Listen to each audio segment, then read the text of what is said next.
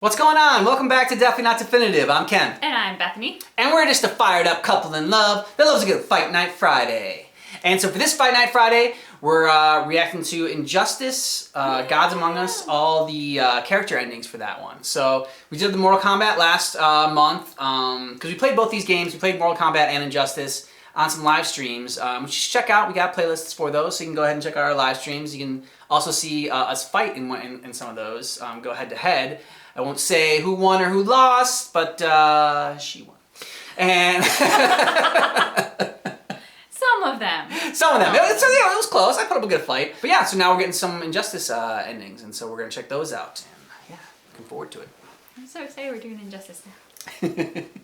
So down below in the description of this video, we'll have a playlist not only for our Injustice reactions, but also for our Injustice gameplay. So you can go ahead and check that out. It'll be easier for you.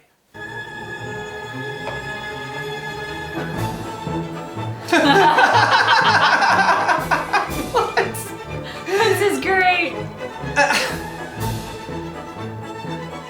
Oh.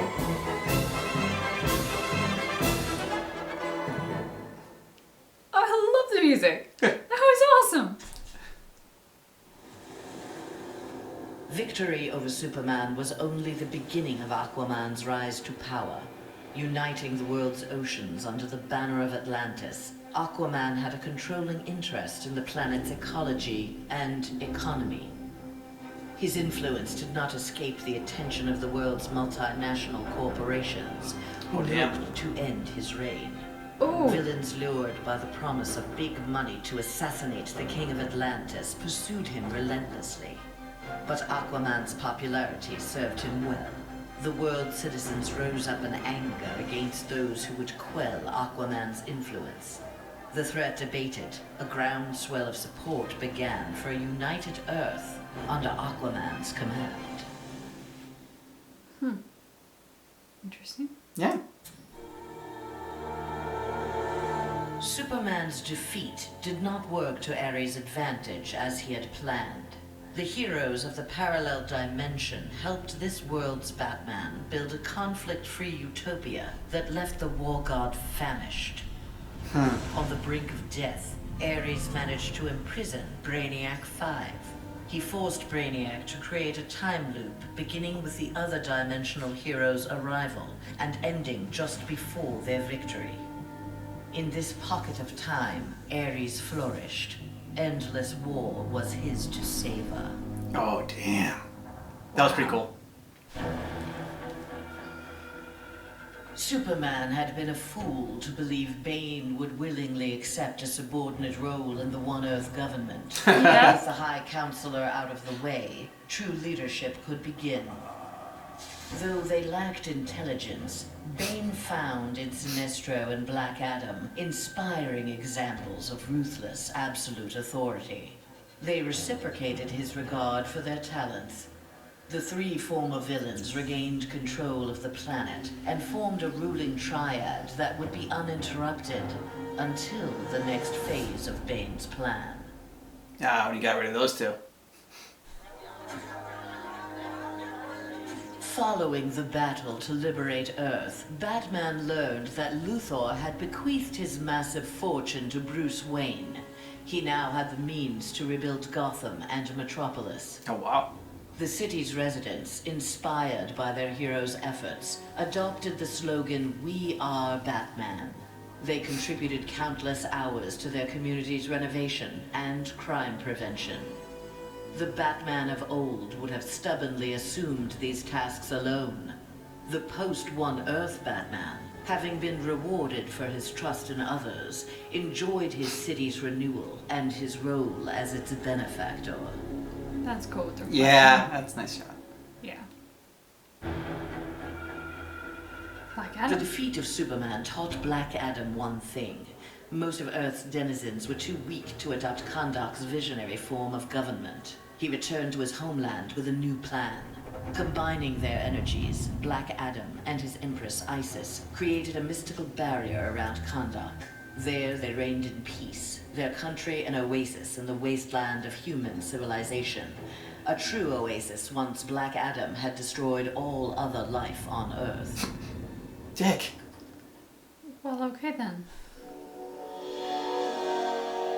At last, Superman had paid for what he had done to Catwoman.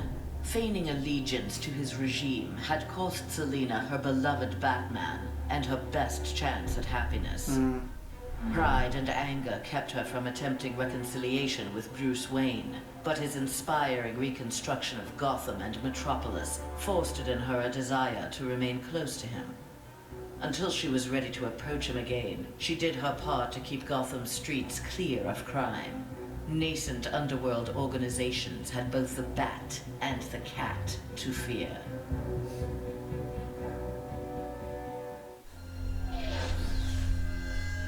After Superman's defeat, Cyborg led the assault on the Fortress of Solitude to flush out remnants of the High Counselor's regime. The fortress was well defended, the battle intense. Cyborg was forced to use unfamiliar Kryptonian tools to make repairs to his damaged cybernetics. Enhanced with the alien technology, Cyborg found he could communicate with Superman's androids and order them to apprehend the opposition. With his army of That's convenient. androids, Cyborg will bring justice to the world. Damn. I Okay. guess that's one way to make justice. With Superman's regime toppled, new governments formed to take its place. New governments meant new customers for Deathstroke, and business was booming. Soon there were more assassinations to carry out, revolutions to aid, and unrest to create than he could manage on his own. The One Earth regime's elite troopers, having committed atrocities in Superman's name, had gone into hiding from a populace bent on revenge. Impossible for most to find, but not for Deathstroke. Good. Recruiting these renegades, he formed the New Titans, the world's premier political assassins.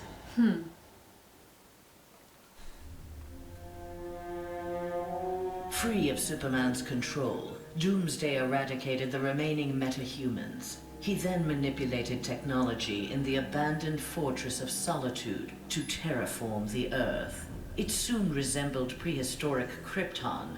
At last, it felt like home. After a few years of exterminating humanity at his leisure, however, Doomsday needed a challenge. Having assimilated Superman's ability to fly, he headed for a nearby space sector. He had heard rumors of an opponent worthy of his attention, a Cezannian mercenary with a taste for violence. Doomsday was eager to meet this Lobo in battle. Nice. Oh my god. That's pretty cool. Yeah, Flash. Flash had taken down the High Counselor, but the atrocities he had abetted during Superman's regime continued to haunt him. His shame eventually drove him into exile. Whether wishing to make further amends or simply unable to stop himself, Flash continued to use his powers in the pursuit of justice.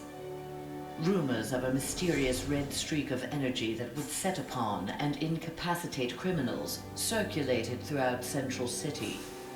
While only some deduced his true name, most felt gratitude and affection for the new hero they called the Ghost.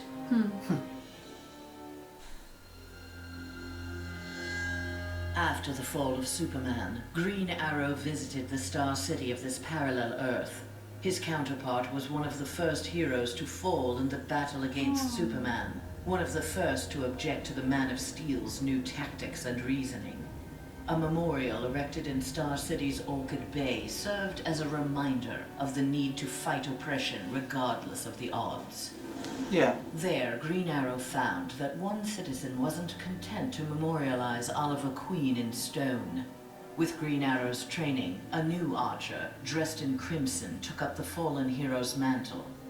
Let Star City's criminals beware. The night belongs to Red Arrow.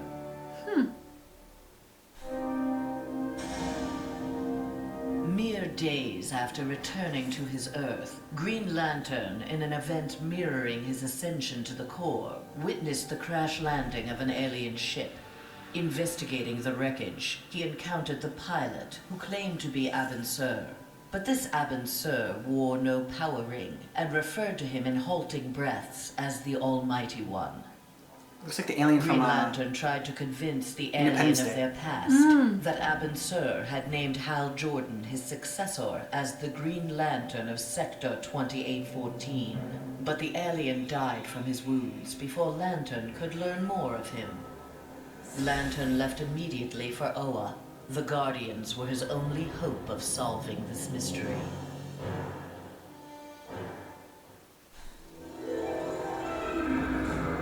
The defeat of Superman filled Harley with confidence. She knew what she was capable of and knew what she wanted. She traveled to the Visitor's Earth and freed the Joker from prison. Returning to her world, they married in a ceremony that set Gotham ablaze. At the reception, the cake-cutting ceremony took a gruesome turn. As her new husband playfully mashed her face into the cake, years of abuse took its toll. Good! Something in Harley snapped. She used the ceremonial knife to slash Joker's throat. Still wearing Finally. her wedding gown, Harley now resides permanently in Arkham Asylum. For now. Mm-hmm. Free of his brainwashing, Hawkgirl exacted revenge on the High Counselor for murdering her husband, Hawkman. She was nevertheless sent to prison for her role in the regime.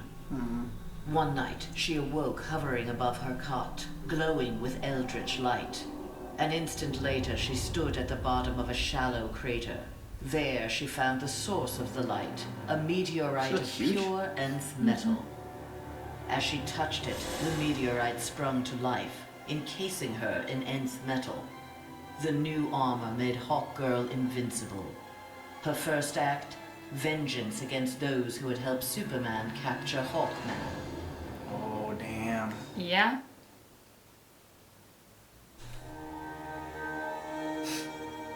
Though he had failed to elevate the Joker clan's status, Joker was convinced a similar organization could be successful in his dimension.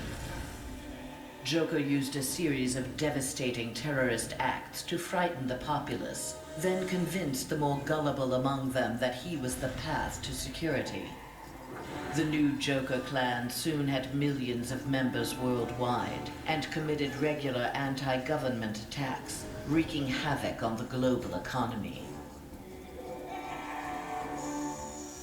It was kind of lame. For what I thought the Joker's was going to be. That'd be fun. Killer Frost reveled in her victory, but her overconfidence betrayed her.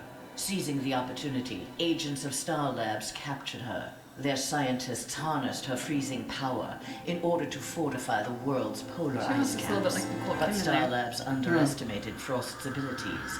Turning on her captors, she froze their facility and eventually the entire Western Hemisphere. Oh, The damn. survivors now struggled to overthrow the self-proclaimed Ice Queen. Damn. Okay. A win against this world's Superman was greatly satisfying, but its aftermath would be sweeter still.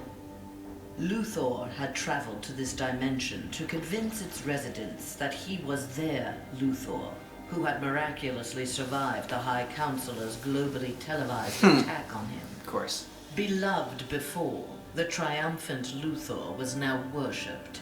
He was elected President of the United States, but soon looked to further consolidate his power. Nobody replaces the Statue of Liberty.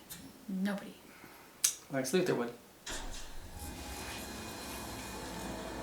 Nightwing had beaten his former boss, Superman, in single combat. Not even Batman had done that. His thirst for conflict grew. He began challenging anyone who crossed his path. Nightwing's belligerence eventually drew the attention of Sinestro. His corps was always in need of new recruits, and the young humans seemed able to inspire great fear. Sinestro had his suspicions confirmed when a yellow power ring found its way onto Nightwing's finger. Oh no, Nightwing! That's not good. Yeah. Winning the battle with Superman cost Raven dearly. The amount of demonic energy required overwhelmed her. After regaining consciousness, she looked around warily. Her immediate surroundings were a hellish ruin. Oh, wow. Nearby stood her father, Trigon. Raven had somehow called him forth during her battle. Trigon thanked his daughter. He then summoned an army of demons and set out to destroy the rest of the planet. Well, that's not... That backfired. Shazam! Following the events in the parallel dimension, Shazam's fellow heroes returned home. But an alien virus contracted during the transfer created in them acute mental instability. They turned on their fellow crime fighters in a deranged fury. Alone and desperate, Shazam shared the power of the word with his adopted brothers and sisters. Their purity of heart gave them courage. The army of Shazam incapacitated the former heroes. Eventually, they took the place of the Justice League as primary defenders of Earth. Huh. Yeah. Okay. Considering what Superman does to him, that's good. Yeah. When Superman's One Earth regime proved to be a failure similar to his on Korrigar, Sinestro retreated to deep space to ruminate on its demise. Fear had long seemed the most powerful of the emotions with which to bring order to the universe, yet it had not been enough. The hell is that? Desperate, Sinestro hurled the might of the Sinestro Core against the life entity, keeper of the White Power Battery. Ultimately victorious, Sinestro now wielded the power of a White Lantern. No adversary could possibly withstand him. The light of the Green Lantern Core would be the first he would extinguish. Oh, that's not good. No. That's your Sinestro, that's great. Not true.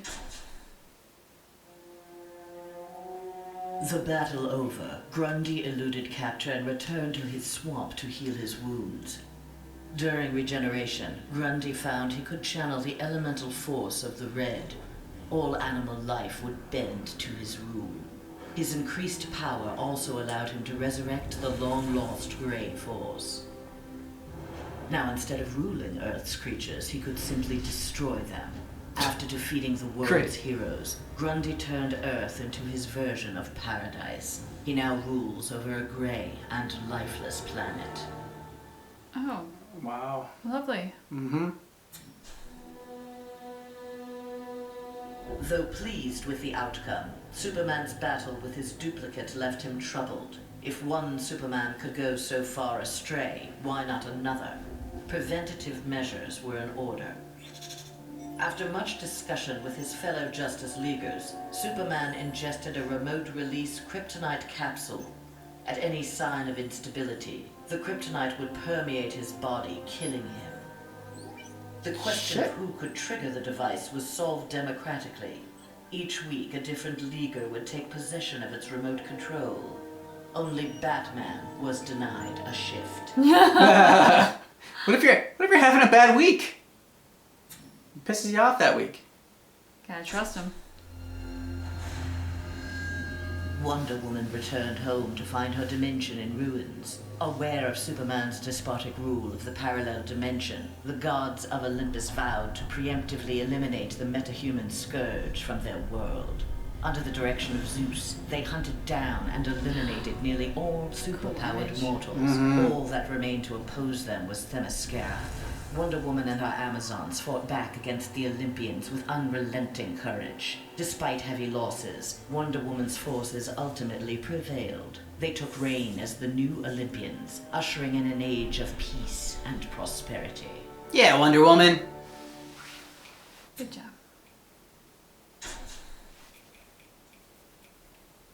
Not all heroes were destroyed by Superman. Some were actually created by him. A technology wizard, Barbara Gordon had eluded detection by One Earth intelligence, feeding information to the insurgency under the code name Oracle. But after the regime's murder of her father, Gotham Police Commissioner James Gordon, Barbara channeled her anger into a new alter ego. Sensing the right opportunity to strike, she attacked Superman directly. By defeating the High Counselor, she had announced Batgirl to the world in impressive fashion. Yeah. There was no shortage of vendettas during Superman's reign, and no shortage of bounties for Lobo to collect. He became one of the richest men in the universe by assassinating those who ran afoul of the High Counselor. Lobo's already massive ego inflated along with his rising wealth.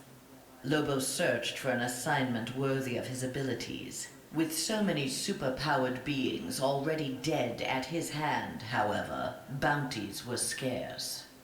Lobo decided to use his wealth to create his own ultimate contract. He would kill the denizens of New Genesis, home of the new gods.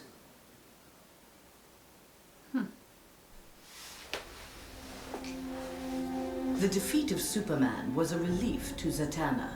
During the regime, she and Dr. Fate had taken advantage of Superman's vulnerability to magic and turned the Tower of Fate into a sanctuary for Superman's enemies. She had saved many lives, but years of subterfuge weighed heavily upon her. After the regime's downfall, Zatanna was instrumental in restraining metahumans during their trials. But when a jury recommended the death penalty for the more immutable defendants, Zatanna intervened. She took the prisoners to the Tower of Fate. There they would remain, incarcerated, but alive. Okay. Yeah. Free of the Phantom Zone at last, Zod's first order of business, Superman's defeat, had been accomplished. Now his revenge could be fully realized. His time in the Phantom Zone had allowed Zod to learn its secrets. He had even learned from one of his fellow residents how to call forth small pockets of it at will. After introducing Superman to its mind-numbing emptiness, Zod claimed the High Counselorship and began to rebuild Earth in the image of mighty Krypton.